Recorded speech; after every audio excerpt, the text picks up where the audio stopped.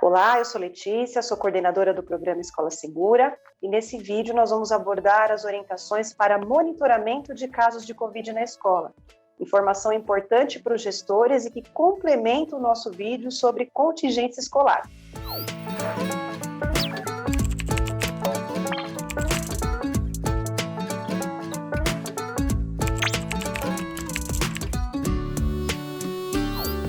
Então vamos relembrar.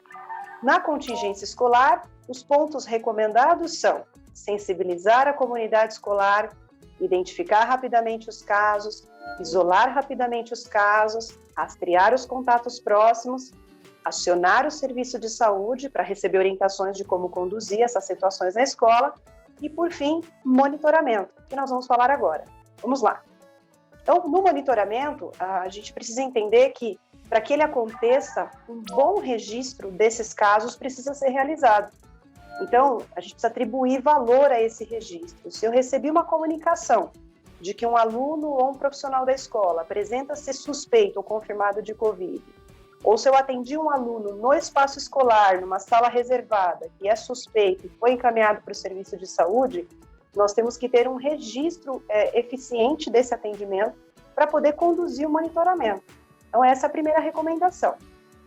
A partir desse registro, o que é importante que aquele grupo de pessoas, que a gente sugeriu no outro vídeo, que está olhando para esse atendimento na escola, faça?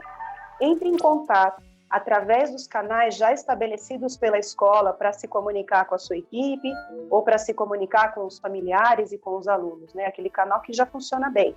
Então, através desse canal que já funciona bem para se comunicar, a cada 2, 3 dias a gente faça um contato, ou conforme o intervalo que a escola conseguir, fazer esse contato, para entender o que a gente precisa perguntar nesse contato. Como é que está o quadro de sintomas? O indivíduo apresentou sintomas, ele continua sintomático? Ele procurou pelo serviço de saúde, conforme a recomendação dos protocolos atuais, na vigência de sintomas respiratórios, a gente precisa procurar o serviço de saúde. Ele procurou? Há outras pessoas na casa com sintomas ou com suspeita de Covid? Então, são informações importantes que a gente precisa perguntar, até para poder informar o serviço de saúde que está dando orientação para a escola.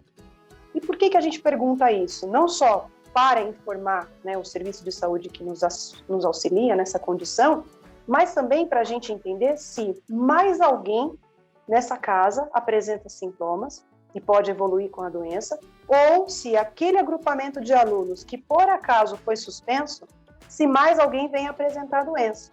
Porque o que pode acontecer? Eu tenho um primeiro caso confirmado que foi afastado, e o serviço de saúde orientou o gestor escolar a suspender a turma de alunos daquele caso. Esses alunos suspensos estão sendo monitorados, e eles podem ou não desenvolver a doença. Se algum aluno que foi afastado pelo período que varia, geralmente até 14 dias, vir a apresentar manifestação da doença, ele precisa ser orientado a procurar também pelo serviço de saúde. Porque se confirmado o Covid nesse outro aluno que foi afastado, um novo período de afastamento vai acontecer para ele. É como se a gente começasse de novo o processo de afastamento. E tudo isso é definido claramente pelo serviço de saúde. Então, por isso que é importante a gente monitorar, inclusive para poder informar quando que eles podem voltar. Nem sempre isso está claro hoje em dia para as pessoas que são orientadas a fazer a quarentena ou o isolamento dentro de casa. Então, a gente recomenda que isso seja informado, Quando que pode voltar? Quando foi cumprido o período de afastamento e se estiver 24 horas sem febre e sem sintomas. Se nesse período de afastamento, algum aluno afastado vir a apresentar sintomas, febre, entrou em contato com um caso confirmado de Covid, ele precisa ser orientado a procurar o serviço de saúde, porque ele pode entrar num novo período de afastamento. Por isso que é importante o monitoramento, que também é uma barreira sanitária, Então, para que tudo isso funcione, a gente precisa pensar no nosso espaço escolar, essa é uma recomendação muito forte, de uma boa comunicação. Porque todas as pessoas da escola precisam conhecer qual é o caso afastado, quais são os alunos que foram impactados conforme orientou o serviço de saúde. Por quê? Porque esses alunos não podem voltar antes do tempo. Então, se porventura algum aluno voltar antes do tempo, né, porque ele desconhece a orientação ou porque ele sentiu necessidade de voltar antes, é importante que nós tenhamos meios na escola de identificar rapidamente para que ele volte a cumprir o período de isolamento, porque isso também é uma quebra de barreira sanitária. Então, ninguém pode voltar antes do tempo, e aí é por isso que a gente precisa ter recursos, né, registros e comunicação efetiva para que todas as profissionais da escola conheçam quais são os grupamentos e quais são as pessoas afastadas. Obviamente sem exposição de ninguém, mas só para a gente poder manter esse espaço escolar mais protegido e que ninguém quebre essa barreira sanitária que é tão importante para prevenir a disseminação do vírus nos agrupamentos.